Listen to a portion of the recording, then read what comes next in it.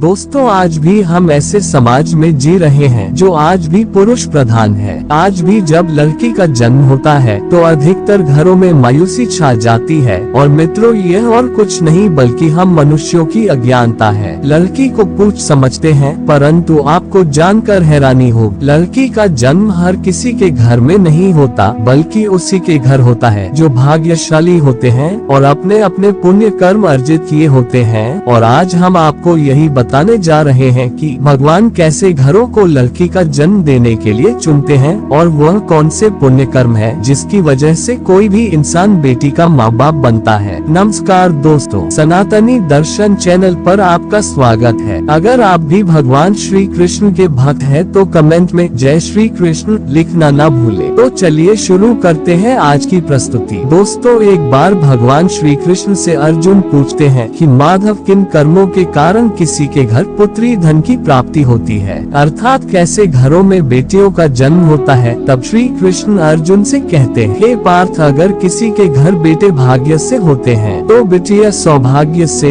और जो भी स्त्री या पुरुष अपने पूर्व जन्म में पुण्य कार्य अर्जित किए होते हैं उन्हें ही एक बेटी के माता पिता होने का सौभाग्य प्राप्त होता है। बेटियों को जन्म के लिए उन्हीं घरों को चुना जाता है जो बेटियों का भार सहन कर सके, क्योंकि तीनों लोकों में स्त्री अर्थात बेटियां ऐसी होती है जिसका भार हर कोई सहन नहीं कर सकता। वह बेटियां ही होती हैं जो इस सृष्टि को निरंतर चलाएं, मान होने के लिए अपना सर्वस्व निछावर कर देती हैं। हे अर्जुन, पर जिस दिन इस सृष्टि में बेटियों का जन्म लेना रुक जाएगा उस दिन से धीरे धीरे इस सृष्टि का अंत भी हो जाएगा। मित्रों, भगवान श्री कृष्ण के इन बातों पर गौर किया जाए तो उनका कहा बिल्कुल सही है, क्योंकि बेटियां अगर नहीं होंगी तो किसी का भी वंश आगे नहीं बढ़ सकता। दोस्तों, आपने भी कई लोगों को कहते सुना होगा कि जिस घर में बेटी का जन्म होता है वह घर स्वर्ग के समान होता है, क्योंकि बेटा तो केवल एक कुल को रोशन करता है, बेटियां तो दो कुलों को रोशन करती है। माता पिता के घर वो बेटी के रूप में अपने उत्तरदायित्व का निर्वहन करती है, तो ससुराल आकर एक बहू के रूप में सारे कर्तव्यों का पालन करती है। दोस्तों, आजकल आप सुनते ही हो, बेटियां बहू परिवार में किसी के मर जाने पर उसका पिंडदान नहीं कर सकती, लेकिन यह बिल्कुल भी सही नहीं है, क्योंकि रामायण में बताया गया है कि प्रभु श्री राम के पिता राजा दशरथ की मृत्यु हो गई तो माता सीता अर्थात राजा दशरथ की बहू ने उनका पिंडदान किया था, जिससे उन्हें जन्म मरण के चक्र से मुक्ति मिल गई। इतना ही नहीं, हिंदू धर्म शास्त्रों में बताया गया है कि बेटियां भी अपने पिता के नाम का पिंडदान कर सकती हैं। वहीं अगर ससुराल पक्ष में कोई पुरुष नहीं है तो इस स्थिति में बहू भी पिंडदान कर सकती है। इसलिए मित्रों, वह लोग बहुत किस्मत वाले होते हैं जिनके घर में बेटी जन्म लेती है, वही वह परवल किस्मत के होते हैं जिनके घर एक से ज्यादा बेटियां होती हैं। शायद यही कारण है कि बेटियों को लक्ष्मी कहा गया है। दोस्तों, बहुत से लोगों की सोच यह होती है कि बेटी है तो बिना समय गवाए और इस पर पढ़ाई में पैसे लगाए जल्द से जल्द शादी कर दो, लेकिन यह सोच एक बेटी के भविष्य को बर्बाद कर देती है। जरा सोचिए, एक बच्ची के मन में कितने सपने होते हैं, उसे कुछ करना है, लेकिन ये सपने सिर्फ सपने ही रह जाते हैं। इसलिए अपनी बेटियों को सपने पूरे करने देना चाहिए, उन्हें जीवन में हर वह खुशी दे जो उन्हें मिलनी चाहिए। एक बेटे से ज्यादा एक बेटी हमेशा अपने माता पिता के लिए सोचती है। माता पिता को प्यार और अपनापन बेटी ही दिखा सकती है। बेटी के जन्म को एक जश्न की तरह मनाना चाहिए। माता पिता को बेटी को हमेशा एहसास दिलाना चाहिए कि कितने खास है बेटी। मित्रों, बेटी कभी भी बाप पर बोझ नहीं होती, वह सिर्फ अपनी और अपने परिवार की किस्मत बनाने के लिए जन्म लेती है। एक कथा के अनुसार दो मित्र लंबे समय के बाद एक दूसरे से मिले। एक दोस्त ने दूसरे से उसका हाल पूछा तो जवाब में उसने कहा कि मेरा हाल तो एकदम बढ़िया है, और हो भी क्यों ना, मेरे दो बेटे जो है। तभी वह अपने दोस्त से पूछता है कि तेरे घर में कितने बच्चे हैं। दोस्त खुशी के साथ बताता है कि मेरे घर में दो बेटियां हैं। उसका दोस्त भगवान का शुक्रिया अदा करता हुआ कहता है कि मैं धन्य हूँ, मेरे घर बेटियां नहीं। यह सुनकर पिता की आंखों में आंसू आ गए। तभी उसकी बेटी पिता के मित्र से कहती है कि अंकल, भगवान हमेशा भाग्यवान को ही बेटी देते हैं, कभी गरीब को बेटी के रूप में माता लक्ष्मी नहीं देते। भगवान उसी को पुत्री का सुख देते हैं जिसके अंदर पालने की सामर्थ्यता होती है, जो गरीब होकर भी अपनी बेटी को पाल सकता है। एक बार स्वामी विवेकानंद वैष्णो देवी की सीढ़ियाँ चढ़ रहे थे। बगल से किसान अपनी बेटी को कंधे में बिठाई चढ़ाई चढ़ रहा था। तभी स्वामी विवेकानंद ने कहा कि बाबा, आपकी बेटी का बोझा आपको लग रहा होगा, इसको मैं उठा लेता हूँ और माता वैष्णो के दरबार तक ले चलता हूँ। सबके सामने किसान ने स्वामी विवेकानंद से कहा कि बेटी कभी भी बाप के कंधे पर बोझ नहीं हो। बेटियां अगर बाप के कंधे पर हो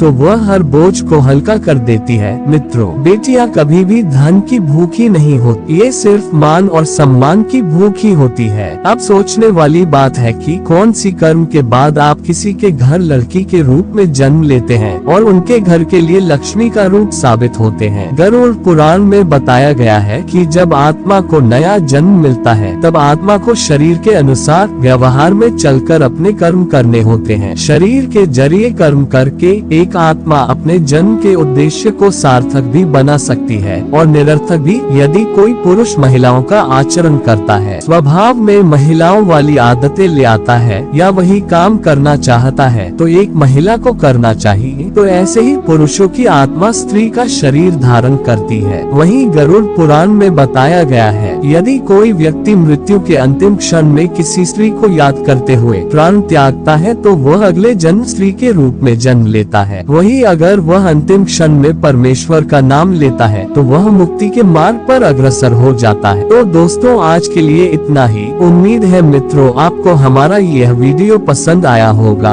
आगे आने वाले वीडियो को देखने के लिए हमारे चैनल को सब्सक्राइब करना ना भूले और अपने विचार नीचे कमेंट्स में जरूर साझा करें। फिर मिलते हैं अगले वीडियो में। धन्यवाद और शुभ